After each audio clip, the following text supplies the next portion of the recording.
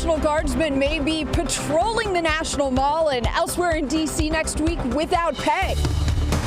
Sunny now, but things will change this week. Meteorologist Scott Sumner will let you know when to grab those raincoats. Plus, the holiday shopping season is nearly here. We're stretching your dollar with tips on some early deals. Then, could the Army 10-miler be in danger? A look at how the government shutdown may impact that event that draws thousands to the district. And from Latin pop star to pastor, we're sitting down with the man behind 90s hit Rico Suave. Hear what made him give up a life of fame and fortune. You're watching the station covering all of the DMV.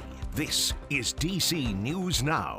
Good afternoon. Thanks for joining us for DC News Now here at noon. I'm Annalisa Gale. We're going to start with your forecast on this Tuesday. Meteorologist Scott Sumner joining out just now with the latest here. And Scott, sunny and beautiful now, but we could see a little rain later. Yeah, absolutely. And we'll break it down on this timeline for you here, Annalisa. Coming up for rain showers when expected here in the district.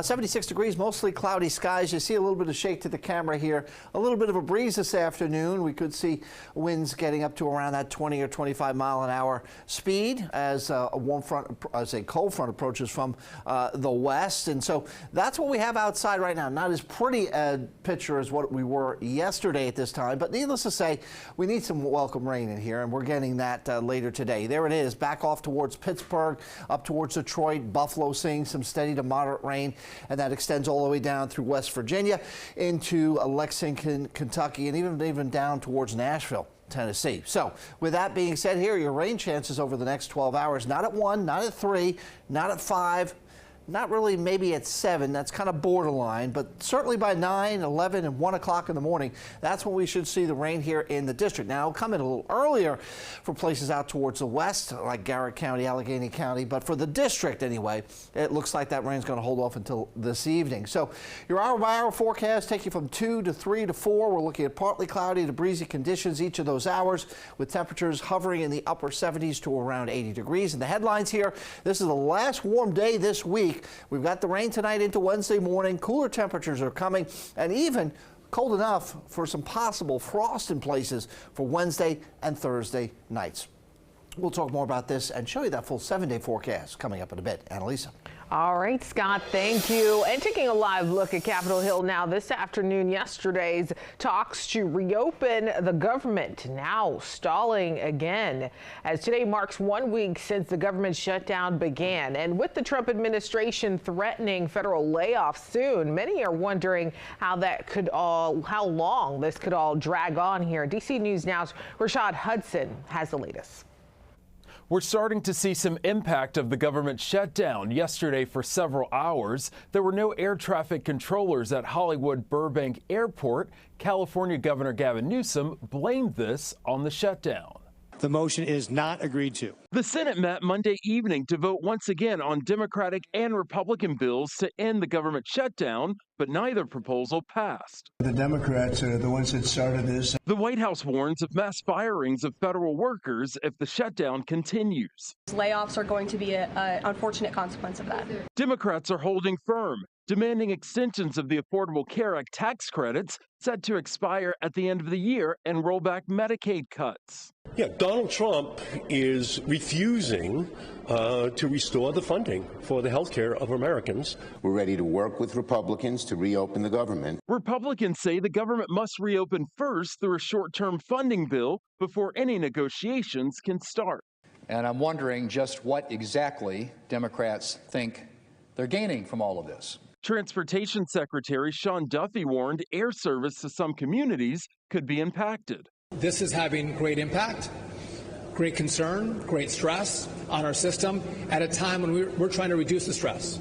And lawmakers continue to warn of real-world consequences if the government does not reopen. Meanwhile, the House continues its recess again this week. Reporting in Washington, Rashad Hudson, back to you. And the district chairman, Phil Mendelson, says a small amount of district employees are paid through federal grants, and those employees could be impacted by this shutdown if it continues. And district crews will stand ready to step in if need be. During the shutdown in 2018, DPW even had to pick up trash on the National Mall because the Park Service was furloughed. Well, with the government shutdown suspending official labor data, analysts now leaning on private sources, and they show a weakening job market. Credit agency Moody's says the U.S. saw practically zero job growth last month, and payroll processing firm ADP says the U.S. shed 32,000 private sector jobs in September.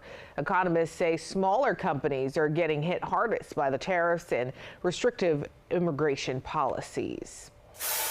And we have continuing coverage of the government shutdown right now on our website, dcnewsnow.com, and we'll have more later this afternoon. Well, new today in Montgomery County, Maryland, Columbia Pike is reopened after a pedestrian was hit this morning. It happened in the White Oak neighborhood near Stewart Lane. We're told the person was hit by a driver that remained on scene. The person was sent to the hospital with non-life-threatening injuries. And staying in Montgomery County now, police arresting a man after a chase yesterday in Bethesda. They say they were called to Westlake Drive and Democracy Boulevard, where a woman was being held against her will by someone with a weapon. And the suspect then took off after police initiated a stop. That chase took officials through Bethesda and onto I-495 before ending on Lockwood Drive in the White Oak area. The driver was arrested and the victim is expected to be okay. Right now it's unclear what charges have been filed. Well, the saga over a wrongly deported Maryland father continues, but Kilmar Abrego Garcia could see a potential win as a Maryland judge grows frustrated with the federal government's lack of evidence that they've asked for. At a hearing, the judge demanding the Justice Department turn over information on where they plan to deport Abrego Garcia. He was first mistakenly deported to El Salvador, brought back to the Tennessee area to face human smuggling charges, and has since been held in Maryland and Virginia and now Pennsylvania. DC News Now's Kevon Dupree has the latest from a hearing in Greenbelt where dozens of people rallied in support of Abrego Garcia. A large crowd gathered here in front of the courthouse Monday morning calling for justice for Kilmar Abrego Garcia. They wanted their support known before a hearing that was supposed to determine the next move for him. We are all Kilmar. We are all Kilmar. Right here.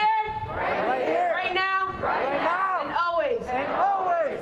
Dozens of people coming together outside of U.S. District Court in Greenbelt Monday morning. The rally, a show of support for Kilmar Abrego Garcia. The Constitution is for every person.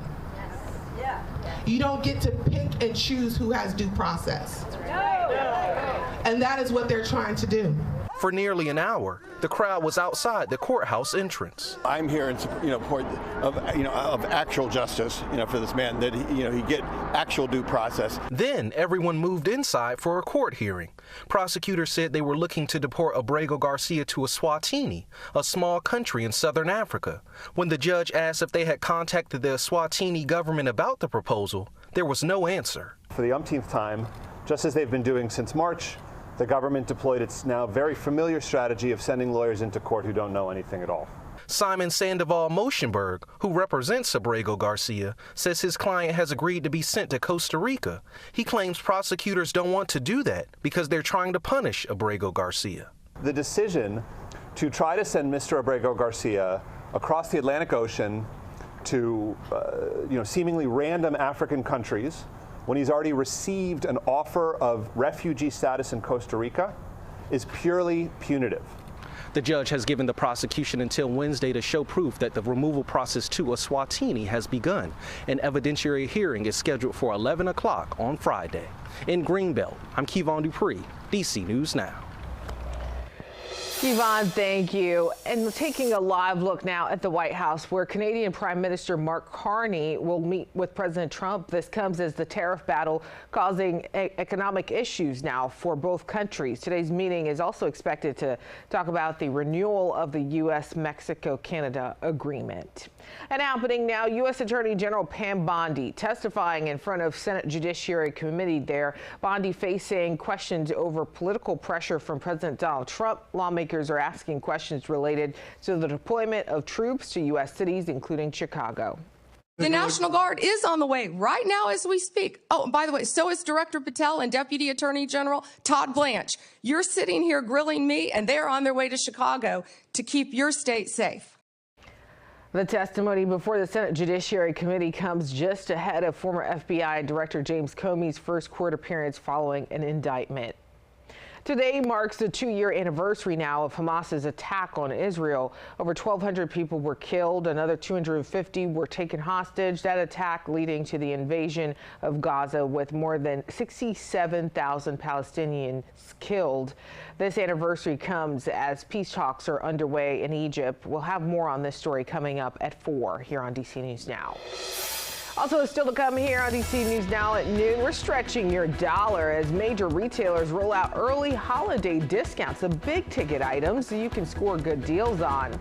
Plus, the impacts of the government shutdown already creeping in. For some, we're looking at resources available for service members.